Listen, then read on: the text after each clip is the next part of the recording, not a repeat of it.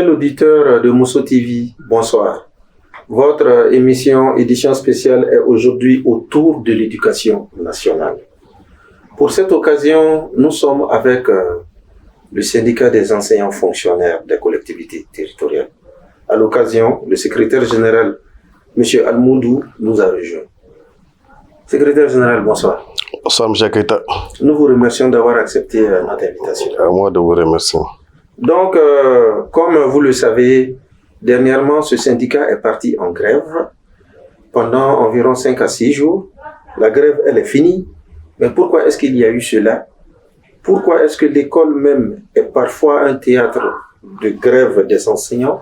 Monsieur Almoudou, avant d'aller dans le fond des choses, parlez-nous de votre parcours. Qui est le secrétaire général Almoudou? Ok, merci M. Keita de l'invitation à nous faite par votre structure. Disons que je voudrais préciser quand même que je suis là à titre du syndicat de l'éducation signataire du 15 octobre, dont je suis le porte-parole. Donc, votre question, Almoudou, c'est un enseignant. C'est Almoudou comment? Voilà, c'est Ousmane Almoudou Touré, si vous voulez vous ajouter ça. Je suis d'abord sortant de l'Institut de formation des maîtres de Kangaba en 2005. Donc, j'ai servi au niveau fondamental de 2005 jusqu'à 2012. Après, j'ai bénéficié d'un congé de formation qui m'a mené à la Flash, à l'Institut universitaire de technologie, avant de venir parachever mes études à l'école normale supérieure, où je suis sorti comme professeur d'enseignement secondaire général en lettres. Et aujourd'hui, je sers au niveau du lycée Baminata Diallo comme professeur de lettres. Je suis le secrétaire général du syndicat national des enseignants fonctionnaires de collectivité et je suis le porte-parole du syndicat de l'éducation signataire du 15 octobre 2016. Et je suis sur votre plateau à ce titre. D'accord. Avant que nous allions au fond des choses, avec carrément la casquette même du porte-parole, le syndicat des enseignants des collectivités. Parlez-nous un peu de ce syndicat-là. Pourquoi est-ce qu'on a des enseignants des collectivités et pourquoi on a des enseignants de la fonction publique? Bon, en fait, cela découle d'un processus que l'État a engagé. Vous savez, si vous prenez la Constitution, le Mali s'est engagé dans un processus de décentralisation de l'État et qu'à part de cette décentralisation, l'État a commencé à transférer des secteurs dans le système aux collectivités. Et parmi les premiers secteurs transférés, fait partie de l'éducation. Donc vous allez parler de l'éducation au niveau de l'enseignement préscolaire, fondamental, secondaire. Ce sont des structures qui sont transférées au niveau des collectivités. Et vous n'êtes pas sans savoir que suite à l'ajustement structurel, l'État, les écoles ont été fermées, les écoles de formation ont été fermées au Mali, et que à cette suite-là, avec l'avènement de la démocratie et le fait que les gens ont pris conscience de l'absence, n'est-ce pas, d'enseignants de formation dans les établissements, on a commencé à aller vers l'ouverture des écoles de formation. Et déjà, pendant cette période-là où il n'y avait pas d'enseignants des écoles de formation, l'État recruter n'importe quel diplôme pour enseigner. Donc ça s'est fait, c'est la base de la contractualisation. Donc c'était des contractuels. À partir de 2000, quand l'État a transféré les collectivités, l'éducation aux collectivités, à partir de 2000-2002, l'État a arrêté de recruter des contractuels dans le domaine de l'éducation. Donc, comme la compétence est transférée aux collectivités, les collectivités recrutaient des contractuels. D'abord, c'est parti là-bas. D'abord, nous avons été d'abord des contracteurs de collectivités. Et à partir de 2008-2009, les enseignants, nous avons souhaité, ça fait l'objet d'un mouvement de grève, de longs mouvements de grève, pour demander l'intégration à la fonction publique de l'État. La seule fonction publique de l'État. On voulait que tous les enseignants soient intégrés dans cette fonction publique. Maintenant, l'État nous a montré effectivement que, au regard de la décentralisation de la Constitution, où ils se sont engagés dans le processus de la décentralisation, il y a la fonction publique des collectivités. Donc, on est arrivé à un moment où il fallait intégrer. Et ça, c'était vraiment le choix que l'État a mis sur la table. les premières personnes qui ont signé le contrat avec l'État, donc qui ont signé le contrat avec les ministres du Travail et la fonction publique, il faut les intégrer dans la fonction publique de l'État. Et à partir de 2002, tous ceux qui ont signé le contrat avec les collectivités, il faut les intégrer dans la fonction publique de collectivité. Et nous, en son temps, étant des contractuels de collectivité, nous avons estimé qu'il était important pour nous de créer un syndicat qui réponde à notre statut, le statut de fonctionnaire de collectivité. C'est dans ce sens-là que nous avons créé notre syndicat. Et c'est ce qui fait aujourd'hui qu'il y a, dans le domaine de l'éducation, il y a les fonctions de l'État, il y a les fonctions de collectivité. Mais les fonctions de l'État aujourd'hui, il faut reconnaître que ça ne représente pas plus de 5% sur l'effectif des enseignants aujourd'hui. Les 90 à 95% des enseignants aujourd'hui sont des fonctionnaires de collectivité. Ah, d'accord. Donc, on a quand même fait la part des choses. On va y revenir. Maintenant, la casquette même. Vous dites que vous êtes le porte-parole. Porte-parole des syndicats de l'éducation, signataire du 15 octobre 2016. Pourquoi le 15 octobre 2016? Pourquoi des syndicats? Ça veut dire que ce n'est pas un seul, c'est plusieurs syndicats. Qu'est-ce qui a fait que vous vous êtes mis ensemble? Qu'est-ce qui s'est passé le 15 octobre 2016? Merci, M. Keita, très curieux. En fait, vous savez d'abord un peu l'historique. Quand vous prenez le secteur de l'éducation, quand même, c'est le secteur qui contient assez de syndicats d'enseignants. Pratiquement, on peut décompter jusqu'à 15-16 syndicats au niveau du secteur de l'éducation. Et c'est trouvé que chaque syndicat est revendiqué de son côté. Mais aucune revendication n'aboutissait comme les syndicats le souhaitaient. Parce que, vous savez, quand vous n'êtes pas sur la même longueur, si un syndicat va en grève, ses militants vont en grève, mais les autres militants qui ne sont pas de ce syndicat vont travailler. Donc, l'impact n'est pas aussi visible que ça. Donc, les syndicats, en 2016, nous avons pris conscience que, et c'est là, après des analyses profondes, compris qu'il était important pour nous d'aller à une synergie d'action. Et les syndicats ont été démarchés pour arriver à ça, parce que vraiment c'était pas facile. Il fallait une synergie. Voilà, il fallait une synergie, et vu la situation d'antagonie qui existait entre les syndicats, c'était pas vraiment facile de réunir les gens. Mais l'objectif, dès lors que nous avons tous compris que chaque fois que nous déposons des préavis, le souhait n'est pas tellement là, nous avons compris qu'il fallait aller à ça. Et les syndicats qui ont partagé l'idée à son temps sont venus. Parce que certains sont restés. Mais la majeure partie des syndicats de l'éducation quand même ont compris l'idée et sont venus. Donc nous sommes partis et nous avons fait des analyses. Chaque syndicat a son idéologie, a son éthique, a sa déontologie de choses. Mais on se retrouve sur l'essentiel. C'est ce que nous avons appelé en son temps les points transversaux. Les points transversaux. Qui sont? En fait, tout point qui concerne l'ensemble des enseignants du Mali, qui ne heurte pas la sensibilité d'un syndicat, c'est ce que nous avons appelé les points transversaux. Et c'est autour de ces points-là que nous nous sommes retrouvés. Et le 15 octobre, nous avons déposé notre premier préavis de grève en tant que regroupement des syndicats. Donc nous avons 2016.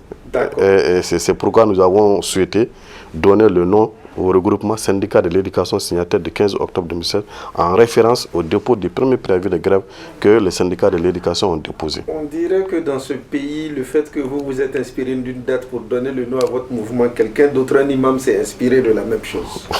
Je passe. Donc, le syndicat, il est là. De cette époque à maintenant, qu'est-ce qu'il a fait? Quel a été son combat? Ensuite, on vient sur l'actualité. Pourquoi il y avait une grève? Mais du 15 octobre 2016 à aujourd'hui, qu'est-ce qui s'est passé? Qu'est-ce qu'on peut dire en fait comme bilan, comme vécu? De 15 octobre à aujourd'hui, les grandes lignes.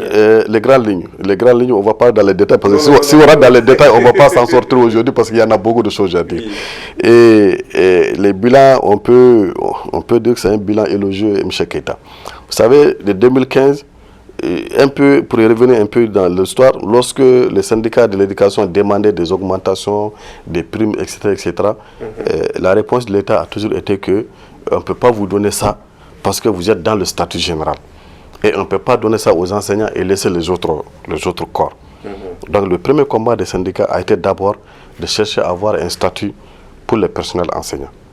Et la grève de 2016 a continué en 2000, quand on dit qu'on ne va pas rentrer dans les détails, pour arriver à son épilogue en 2018, où nous avons obtenu un statut pour le personnel enseignant, intitulé le statut du personnel enseignant de l'enseignement secondaire, de l'enseignement fondamental et de l'éducation préscolaire spéciale, qui a été adopté par l'Assemblée nationale et promulgué par le président de la République le 16 janvier 2018. Vraiment, c'est le tournant. C'est vraiment le début du bonheur pour les personnels enseignants. Parce que dans ce statut, en plus du statut, on va revenir un peu sur les détails du statut, mais en plus de ce statut, on a pu obtenir pour les personnels enseignants une prime de documentation. Vous savez, aujourd'hui, quand vous prenez les personnels enseignants, vous n'avez que votre salaire pour gérer vos documentations, les livres, les cahiers, etc. Il n'y avait absolument rien. Donc, il fallait... Est-ce que, avant que vous continuiez, allons un peu dans les chiffres, si possible. L'enseignant, il gagne combien? Les primes, il gagne combien? Combien? Plus ou moins? Bon, je ne peux pas vous donner une idée comme ça. Le salaire de l'enseignant, c'est, comme vous le savez, c'est la valeur indiciaire multipliée par l'indice. Moi, mon indice est différent de mon voisin de classe, donc on n'a pas le même salaire. On n'a pas le même salaire. Sincèrement, par exemple, on dit que c'est 120 000 francs CFA. Donc l'enseignant au niveau... Bon, l'enseignant n'est pas au-dessus pas tellement au-dessus de l'autre fonctionnaire.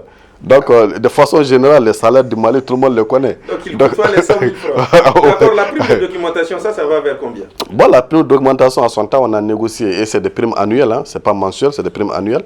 Okay. 60 000 francs pour la catégorie A, 40 000 francs pour la catégorie B2, je crois 25 000 francs pour la catégorie C. C'est quelque chose comme ça. On a pu obtenir ça pour les personnes. Ça n'existait pas. Donc vous dites qu'avec le statut, il y a eu cette prime de documentation? Non, en fait, c'est des combats qu'on a menés de façon simultanée. Okay. Parce que ce n'est pas forcément lié au statut. Et après, on a pu valoriser l'indemnité de résidence qui existait. Vous savez, auparavant, il y avait un décret qui a été pris en 2014 qui octroyait des indemnités de résidence pour les personnels enseignants, pour l'ensemble des fonctionnaires. Ça va environ à combien? C'était de façon générale pour les fonctionnaires, c'est 20 000, 10 000, 7 500, 5 000 en fait. Catégorie A, catégorie B2, B1, catégorie C et les contractuels. Donc nous, au niveau des syndicats, on a pu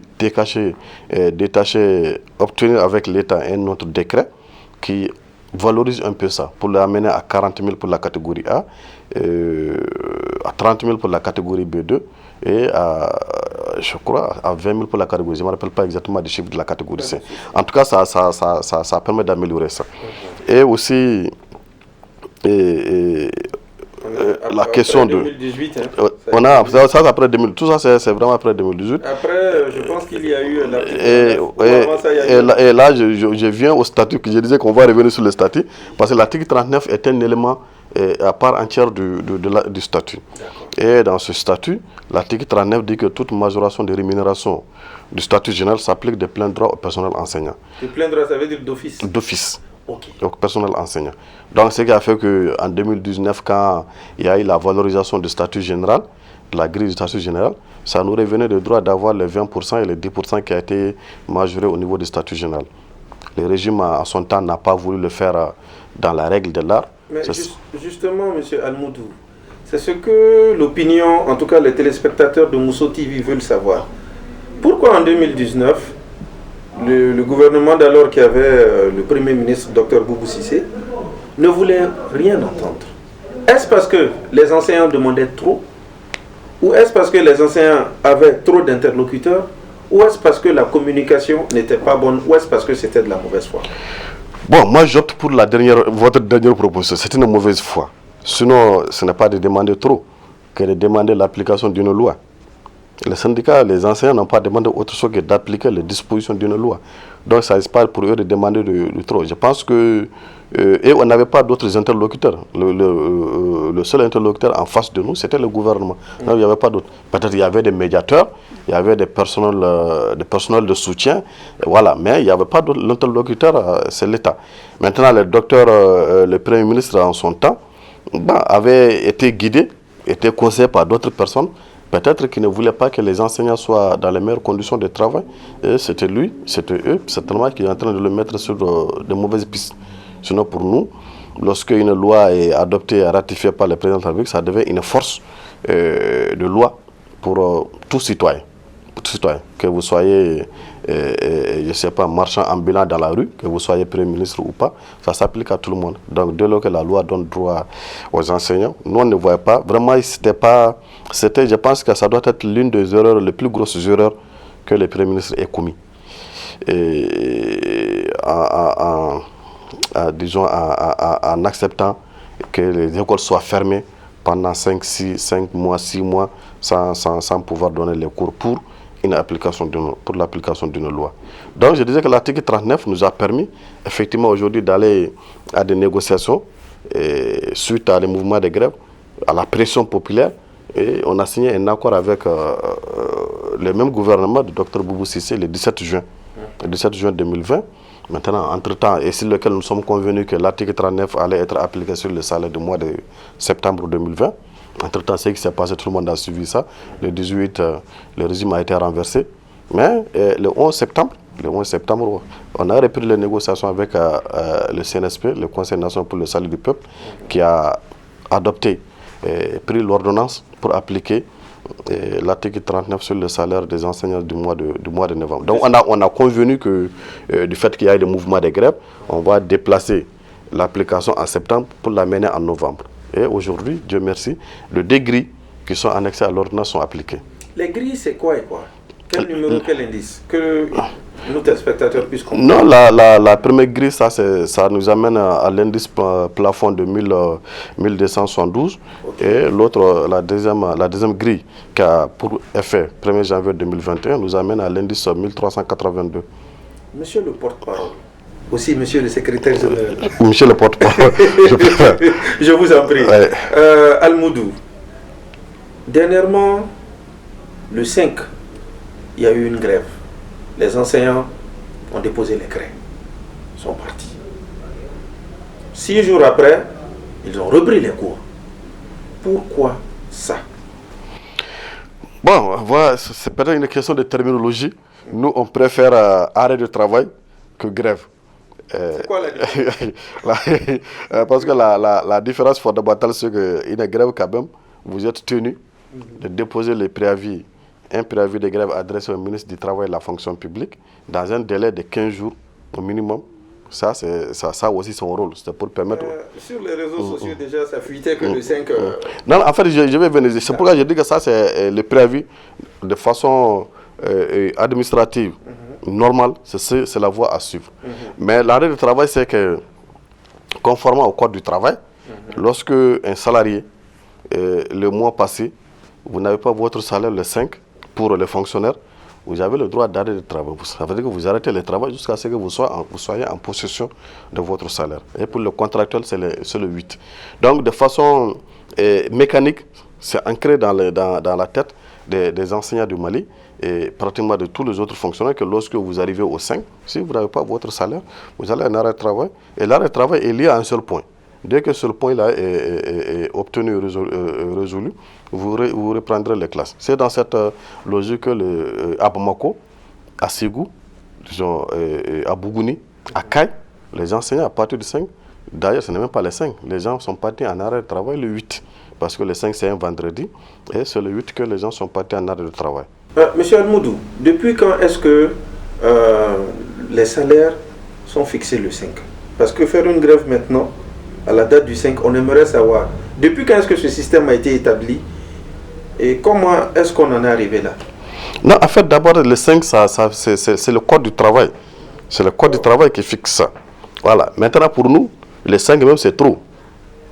Nous sommes aujourd'hui dans la dynamique le 5. Nous, on ne va plus attendre le 5 pour aller en arrêt de travail. Pourquoi? Vous savez, les fonctionnaires de collectivité, vous prenez de façon générale, les autres fonctionnaires sont payés à partir du 20, du 22, du 25 maximum, ils sont payés. Mais c'est seulement les fonctionnaires de collectivité, surtout les enseignants, qui sont payés à partir du 5, du 10, du 11. Alors que... pas des soucis de trésorerie avec la conjoncture? Moi, je ne crois pas. Je ne crois pas parce qu'en aucune de nos rencontres, il nous a été dit que vous n'avez pas été payé parce qu'il n'y a pas d'argent. Toujours, c'est le circuit administratif. C'est tel agent qui n'a pas fait son travail. Vous savez, il y a un arrêté, disons, il y a une lettre du ministre de l'économie et des finances. Et en son temps, c'était le ministre Lassine Bouhari, qui a été signé le 19 mai 2011. 2011. Et dans cette lettre, il donnait un délai à chaque acteur qui est impliqué dans le processus de traitement des salaires. Et si chaque acteur est respecté le délai qui lui est accordé, le 25, l'enseignant sera en possession de son salaire. Et la preuve aujourd'hui que nous sommes aujourd'hui le 12, pratiquement sur l'ensemble du territoire, le processus est fini. Les salaires sont au niveau de la perception. Si le Trésor met à la disposition des perceptions les montants aujourd'hui, les gens peuvent avoir leur salaire du mois de février. C'est pour vous dire que ce n'est pas un problème d'argent. C'est surtout un problème de circuit, c'est un problème d'argent, c'est un problème de personnel. Et ça nous a amené même à écrire au ministre de l'Éducation nationale pour lui dire que nous avons souvent très constaté que c'est au début du processus qu'il y a des difficultés. C'est-à-dire au niveau des académies. Parce que vous savez, quand vous prenez le processus, il y a 3 départements ministériels qui sont impliqués. Parce que le tirage de salaire, ça c'est les académies. Et les académies relèvent du ministre de l'Éducation nationale. Oui. Après, ça va au niveau des collectivités, pour le mandatement et autres. Et elles relèvent du ministre de l'Administration territoriale et de la décentralisation. Et vers la fin, au niveau du budget et du trésor, et relève du ministère de l'économie et des finances. Donc ça interprète l'ensemble de ces différents départements ministériels. Mais si le début, le tirage se fait à temps, peut-être on a estimé qu'on peut rattraper les autres temps. Mais quand vous regardez au niveau des académies aujourd'hui, là où on doit tirer les salaires entre le 1er et le 5, c'est le délai qui leur est accordé, et certains attendent le 10, le 11 pour tirer les salaires. Donc non seulement ils ont consommé le temps à eux réservé, mais ils ont amputé sur les autres, sur le temps qui est accordé au budget qui a la date du 6 et du 10. Du 6 au 10. Qu'est-ce que vous proposez pour que cela change? Nous avons demandé au ministre, aujourd'hui, au niveau des académies, les gens qui sont chargés de ce traitement ne sont pas des enseignants. Alors que vous prenez le personnel enseignant aujourd'hui, Dieu merci, il y a tous les profils. Tous les profils. Nous avons des comptables de formation, nous avons des financiers, des inspecteurs des finances, des inspecteurs en école, etc. Nous avons dit au ministre aujourd'hui s'il sera préférable. En tout cas, s'il veut gérer l'éducation pour éviter des copricots. Parce que nous l'avons dit aujourd'hui, c'est Bamako qui est sorti. Le mois prochain, ça peut être Sikasso. Et le mois qui suit, ça peut être Gao. Ou Moti. Donc, pour éviter ça, trouvons ensemble une solution globale à la question. Et pour nous, la solution globale, c'est ça. Si l'enseignant lui-même, qui a son salaire au niveau de l'académie, est désigné comme gestionnaire du salaire là-bas, il n'accepterait jamais que ce salaire soit traité en retard. Parce que si c'est fait vite, il bénéficiera des avantages. Si ça vient en retard, les conséquences, il les subira au même titre que les autres enseignants. Donc, il fera en sorte que ces salaires ne soient pas en retard. Mais l'autre agent qui est là, qui est en train de traiter ses salaires, il s'en fiche. Parce que lui, son salaire est traité par quelqu'un d'autre. Et lui, il a son salaire avant la fin du mois. C'est ça aussi l'irresponsabilité, vous me permettez l'expression, l'irresponsabilité dans notre pays. Vous ne pouvez pas, à la fin du mois, aller prendre votre salaire, alors que ceux pour lesquels vous êtes chargé de traiter les salaires, et ils n'ont pas leur salaire. D'accord. Auditeurs de Bousso TV, vous êtes à votre émission édition spéciale. Aujourd'hui, nous sommes au cœur des syndicats de l'éducation pour savoir pourquoi il y a permanemment des secousses dans le système et pourquoi il y a des grèves. Pour l'occasion, nous sommes avec le porte-parole des syndicats signataires du 15 octobre 2016, M. Almoudou. Nous allons aller sur les questions d'actualité. Le ministre de l'Éducation nationale a été interpellé par d'ailleurs l'un de vos camarades. Pourquoi il a été interpellé et que pensez-vous de ces arguments? Bon, en fait, vous savez que pour le moment, on n'a pas eu le temps. On s'attendait à avoir une diffusion directe de l'émission. Ça n'a pas été fait. Le camarade, moi je l'appelle le camarade, Adama Famba, qui a interpellé les ministres, qui est aujourd'hui membre du Conseil national de transition, que je félicite, et a interpellé les ministres à juste titre pour attirer son attention sur les conditions de vie des enseignants dans les milieux scolaires. Vous savez, aujourd'hui, les enseignants et les élèves, parce que nous sommes ensemble, sont aujourd'hui exposés. Exposés à la pandémie à Covid-19, parce que tout le monde sait qu'au Mali, la distanciation physique dont on parle, on ne peut pas respecter ça dans nos établissements aujourd'hui. Vous avez des établissements à Bamako, pour une seule classe, l'enseignant a 100 élèves, 102 élèves. À Bamako, ce n'est pas à l'intérieur, à Bamako, ici, il y en a. Et là, dans ces conditions, la structuration même de nos salles de classe ne nous permet pas de respecter la distanciation. Bon, maintenant, tout ça, avec l'insuffisance n'est-ce pas, de dispositifs sanitaires, parce que ça nous a été dit quand même que le dispositif sera dans les établissements. Mais on s'est rendu compte que dans certains établissements où il y a pratiquement 1000 élèves, il n'y a qu'un seul dispositif qui est à la porte. Pour nous, ce n'est pas tellement rassurant, sécurisé et rassurant. Parce que tout le monde autour de voilà. Chose quand même Voilà, dans ça, je pense que ça sera plus même vecteur de provocation que de solution. Donc je pense que quand il a interpellé le ministre, c'est pour attirer son attention. Je pense que les deux interlocuteurs, que ce soit le ministre ou bien les camarades membres du sénateur, du Conseil national, les conseillers, ils ont tous compris que l'objectif, ce n'est pas d'aller à une contradiction vaine, mais c'est surtout pour que chacun puisse être dans son rôle. Mais l'essentiel, c'est de protéger les personnels, la communauté éducative qui se trouve dans le domaine scolaire. Et je pense que c'était nécessaire. Les arguments des ministres, on les a écoutés. Moi, je ne dirais pas elles ne sont pas suffisantes, mais je pense qu'on peut mieux faire. On peut mieux faire. Et je pense que aussi, il a promis d'améliorer ce que sur le terrain. Et je crois qu'il a même invité le gouvernement à redoubler. Et je crois entendre qu'il a dit que le gouvernement a mis à leur disposition 8 millions de masques, parce qu'il faut en ajouter. Il faut multiplier les dispositions sanitaires dans les écoles. Là où il y en a 2, il faut amener 5, 6, 7 pour éviter que les enfants se retrouvent. Les masques, je crois que des masques vont être distribués aux enfants, mais il faut les renouveler. Bien vrai que c'est des masques lavables, mais à un moment donné, il faut les renouveler aussi pour donner le goût aux enfants d'avoir... vous savez, moi, même aujourd'hui, j'étais en classe, il faut chaque fois répéter aux enfants, portez vos masques, portez vos masques. Parce qu'en réalité, c'est les enfants. Il faut comprendre qu'ils ne peuvent pas avoir les mêmes soucis que nous. Donc à nous, adultes aussi, de continuer à répéter devant les enfants que c'est vraiment une nécessité. C'est ce que moi je leur ai dit. Et ils sont jeunes. Peut-être pour eux, ça ne gâte absolument rien, mais il ne faut pas qu'ils les transportent en famille où il y a la vieille maman, le vieux père qui est là-bas, qui est vraiment une personne qui est susceptible d'être emportée. Il peut transférer ça, et puis encore la vieille personne qui est à la maison, ils vont l'amener. Donc, c'est pourquoi j'ai dit que c'était vraiment un bon exercice, et on espère que ça va continuer. Maintenant, cette rentrée se distingue par une chose. Il y a aussi les élèves et étudiants qui sont allés en grève. Ce sont aussi des acteurs de l'école.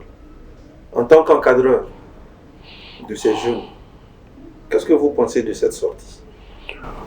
Bon, la sortie des élèves, moi je ne me suis pas tellement intéressé là-dessus. Je crois que c'est dû au fait qu'ils sont dans des renouvellements de leur bureau. En tout cas, c'est ce qu'on m'a dit. Oui. Dans mon établissement, ils sont sortis, c'est ce qu'on m'a dit. Donc, si c'est ça, c'est pratiquement c'est rituel, quoi. Permettez-moi l'expression, quoi. Chaque année, s'il y a des renouvellements de bureaux, ils renouvellent les bureaux, ils décrètent, le nouveau secrétaire général qui est élu décrète 72 heures, 48 heures, voilà, en guise de bienvenue aux autres. Donc, je crois que pour le moment, c'est ça. Arrêtez, moi, je ne me suis pas tellement intéressé à la question pour approfondir ce qui s'est passé. Mais nous c'est ça notre souci. Notre souci, c'est de faire en sorte que la particularité de l'année scolaire, vous l'avez dit, c'est une année qui est commencée en retard. Déjà, on a perdu 3 mois. Une année scolaire qui va se dérouler pratiquement au regard du calendrier qui a été donné par le ministère de l'Éducation sur 6-7 mois. Nous avons tous intérêt pour que l'espace scolaire puisse être stable, apaisé, pour permettre à faciliter le processus d'apprentissage. Maintenant, le reste là, je pense que les camarades de l'AIEM, j'appelle les camarades de l'AIEM, les membres du bureau, sont tous des syndicalistes dans ce domaine-là, vont les gérer avec les départements de l'éducation. Maintenant, l'émission tend à sa fin. On aimerait avoir votre dernier mot. Non, le dernier mot, c'est d'abord dire que le souci des syndicats de l'éducation aujourd'hui, c'est de faire en sorte que cette année, l'année puisse être une année apaisée. Et pour ce faire, nous invitons le gouvernement à ne pas poser d'actes qui sera susceptible vraiment d'entraver, susceptible de veiller entre guillemets, les vieux démos pour aller à notre mouvement de grève. Malheureusement, aujourd'hui, je pense que le gouvernement n'entend pas ça de cette oreille, et que des actions sont posées par-ci, par-là. Je vais finir par dire que si vous regardez aujourd'hui les actes administratifs qui sont totalement bloqués, par le fait du secrétaire général du gouvernement qui, pour des observations pratiquement insensées, bloque les avancements des gens. Aussi, les ministères de l'administration territoriale où pratiquement on est à pratiquement un mois de la rentrée scolaire, une simple décision de mutation, on n'arrive pas à signer ça. Parce que c'est des choses qui, au fur et à mesure que ça s'amplifie, ça va pousser les syndicats à réagir. Et je crois que le secrétaire général du gouvernement, la primature qui coiffe ce secrétaire général, doit vraiment intervenir pour que les actes qui sont là-bas, les avancements, les arrêtés d'intégration qui sont bloqués injustement puissent être signés pour que les enseignants puissent être dans leurs droits. Ça nous permettra d'éviter des choses. Et le gouvernement a signé un accord avec une centrale syndicale de la place qui les accorde une majoration de la grille. Et cette majoration nous donne droit d'office aux enseignants une majoration de 15,17%. Vraiment, nous demandons au gouvernement de prendre toutes les dispositions pour que, au moment venu, où ils vont revaloriser, modifier la grille du statut général, que ça se fait de façon concomitante avec la grille du personnel enseignant. Ça va nous éviter vraiment d'aller à d'autres mouvements de grève qui seront nuisibles pour le système éducatif. Vraiment, ça, c'est vraiment des mots que nous tenons à longueur de journée parce que nous souhaitons que l'année scolaire soit vraiment une année scolaire calme, apaisée, etc. Mais si ces conditions ne sont pas réunies, forcément, ça va avoir des conséquences désastreuses sur le système éducatif. Je vous remercie beaucoup. Merci, M. Ketamou, de vous remercier. De Mousso TV, votre émission arrive à la fin. C'était édition spéciale autour de l'éducation. Pourquoi est-ce qu'il y a des secousses dans le secteur? On a eu à parler de cela avec M. Almoudou, qui est le porte-parole des syndicats signataires du 15 octobre 2016. Il nous a fait le point sur la situation, sur les raisons de leur grève, ainsi que les objectifs et les propositions. Il n'a pas manqué d'évoquer l'interpellation du ministre de l'Éducation nationale. Un suivi sera fait, des suggestions ont été faites. Mousso TV sera aussi au rendez-vous pour suivre ça. Merci de votre attention. Vous retrouverez cette émission sur le décodeur Mali Vision, chaîne 254, notre Facebook, Mousso TV et notre page YouTube sont à votre disposition. Merci.